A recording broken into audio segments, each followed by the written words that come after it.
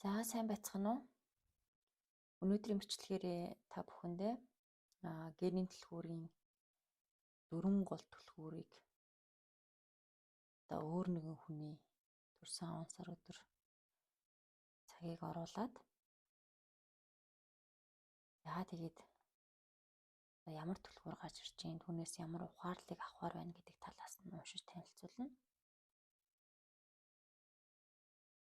За өнөөдрийн миний хийсэн он сар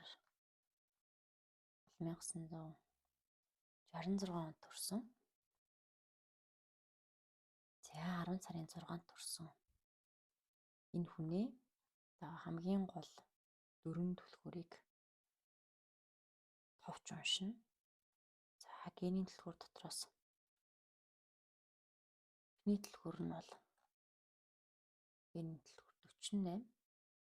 Хамгийн дээр оршдог буюу таны амьдралын ажил буюу хийх гэж ирсэн зүйл юу вэ гэсэн асуултанд хариулагддаг.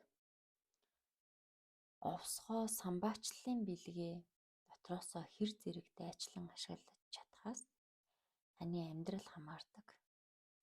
Ямар нэгэн үйлсийг нэгэнт эхлүүлсэн л бол амьдрал ямар ч нөхцөл байдлыг үл хамааран танд түүнийг шийдвэрлэх дотоод нөөц бололцоо буйг олж нэнэ.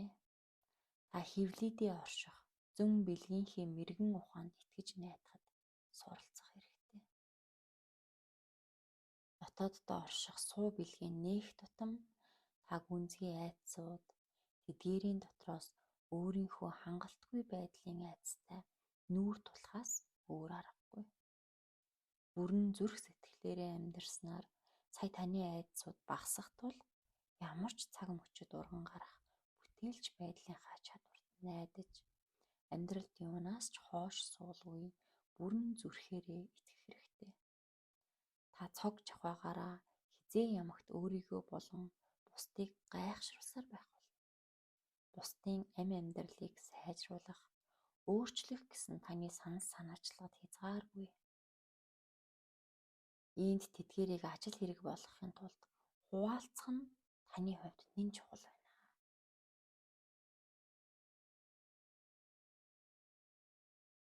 За дараагийн түлхүүр нь генийн түлхүүр 21 гэж гарч ирсэн байна.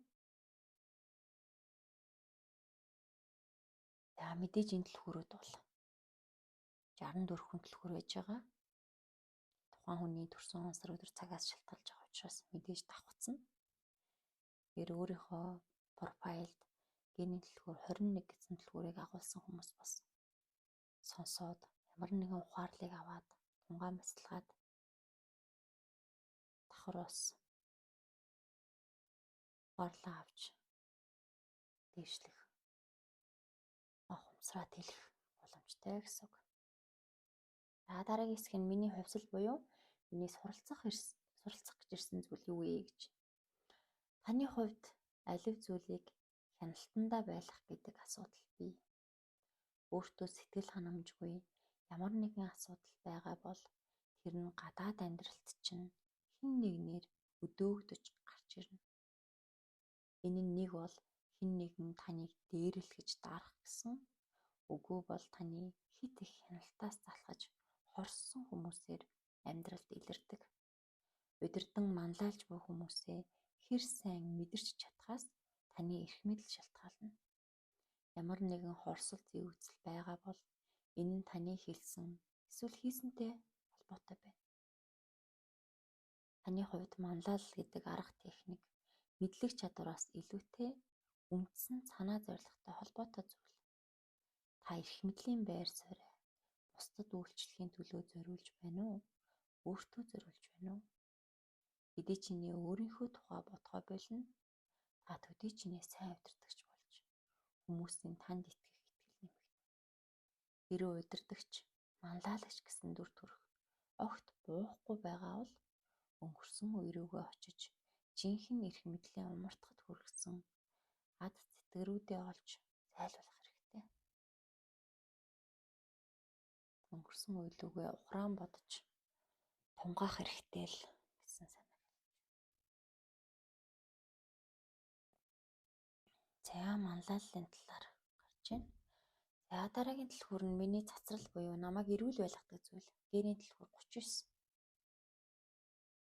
Та гаргасан шийдвэртээ хэр зэрэг тууштай байхаас эрүүл мэндэд нь хамаарна.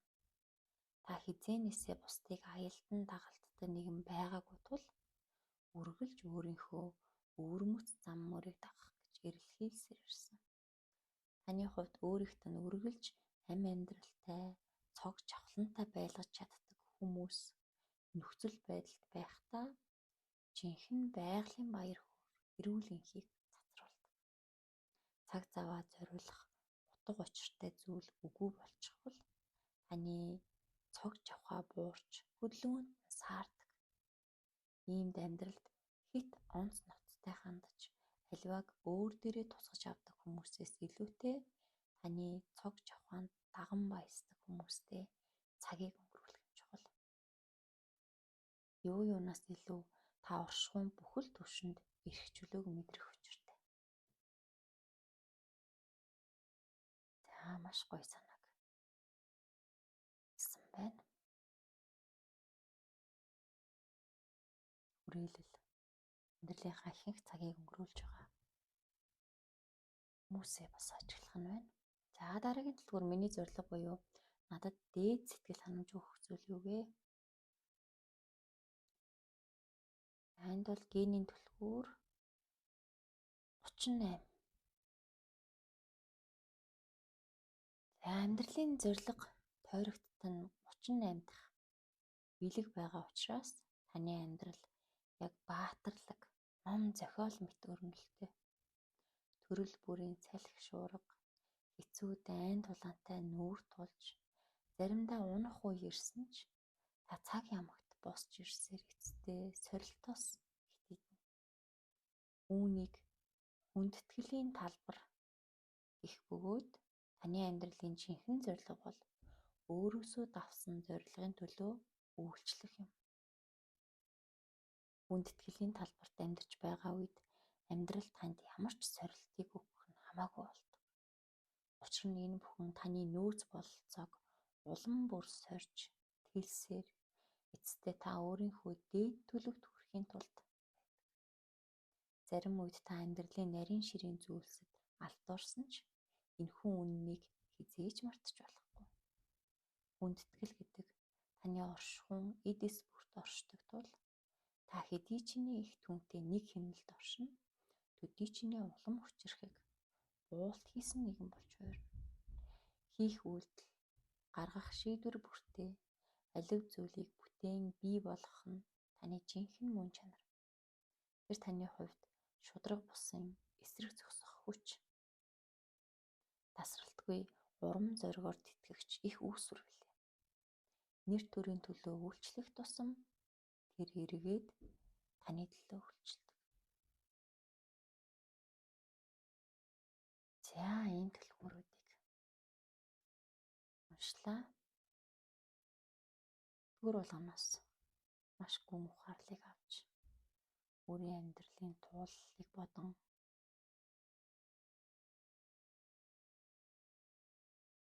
өөрчлөлт, хөгжил ямар нэгэн зүйл ингээд цаагаараа генийн түвшинд явагдчихэдэг.